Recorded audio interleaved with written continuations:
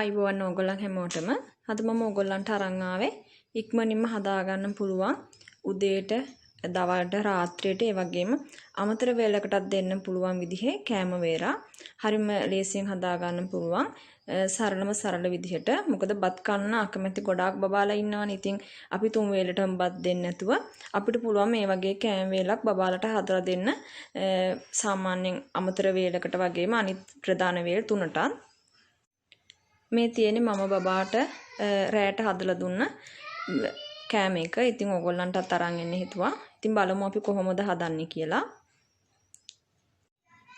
පාන් පෙත්තක් අරන් තියනවා මම. ඊට අමතරව අරන් තියනවා එළවලු. එළවලු ගන්නකොට ඕගොල්ලන්ට අවශ්‍ය එළවලු පලා ඕන දෙයක් ගන්න පුළුවන්. මම කැරට් සුකීනි අරන් තියනවා. කුරක්කම් පිටි මේස හැන්දක් අරන් තියනවා. 3-5 අරන් තියනවා. බිත්තර එකක්. මේ දේවල් ටික තමයි මම එකතු කරන්නේ. මේ විදිහට මම එළවලු ටික ග්‍රේඩ් කරලා තියෙනවා. ඉතින් ඔයගලන්ට පුළුවන් කුඩාවට කපා ගන්න. එහෙම නැත්නම් ග්‍රේඩ් කරලා ගන්නත් පුළුවන්. මේ විදිහට අර සියලුම දේවල් එකට එකතු කරනවා.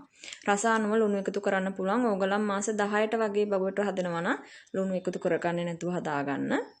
ඒ වගේම පාන් එකතු කරගන්නකොට ගොඩක් කුඩාවට කපලා එකතු කරගන්න. ඒ වයස බබෙකුට හදනවා නම් මේ විදිහට සියලුම දේවල් හොඳට කලවම් කරගන්න ඕනේ. ඉතින් මේකට පලා වර්ග එහෙම එකතු කරන්න පුළුවන් ඕගොල්ලන්ට අවශ්‍ය නම්.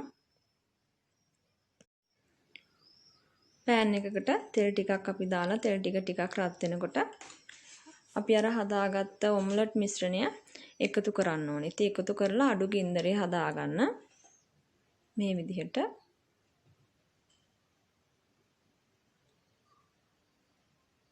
ඊට පස්සේ අපි මේකට පාන් ටික කපාගෙන එකතු කරගන්නවා.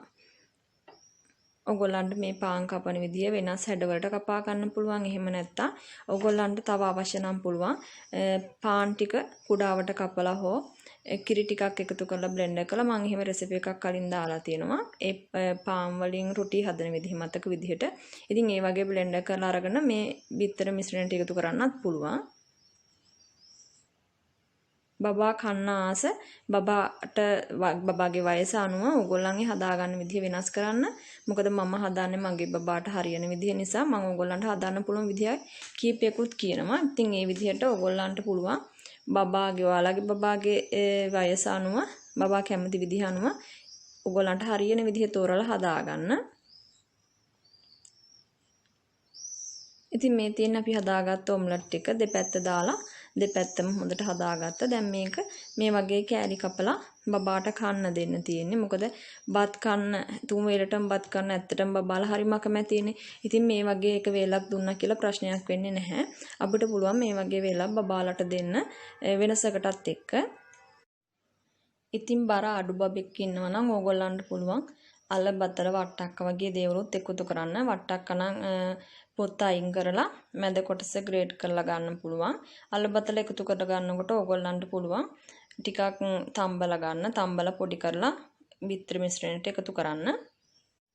බබාට දෙන ප්‍රධාන කෑම වේල් තුනෙන් එක වේලක් හරි මේ වගේ වෙනස් විදිහකට බබා කැමති විදිහට බබාට තනියම කන්න පුළුවන්. දැන් මේක මාස 10 ඉඳන් බබෙකුට දෙන්න පුළුවන්. ඉතින් බබාට හපලා කන්න පුරුදු කරගන්නත් මේක ගොඩක් ප්‍රයෝජනවත් වෙනවා. ඉතින් බබාට තනියම කන්නත් පුළුවන්. තනියම කන්න පුරුදු කරගන්න. ඒ නිසා මේ වගේ දෙයක් හදලා එක වේලකට හරි බබාට දෙන්න තුන් වේලටම බත් දෙන්න නැතුව. ඉතින් බබාට ලේසියෙන් කෑම කවා ගන්න මේ වගේ පුංචි දේවල් හදන්න ලොකු වෙලාවක් යන්නේ නැහැ. එහෙනම් ආයෙමත් දවසක තවත් දෙයක් අරන් එන්න. සුබ දවසක් ඕගොල්ලන් හැමෝටම.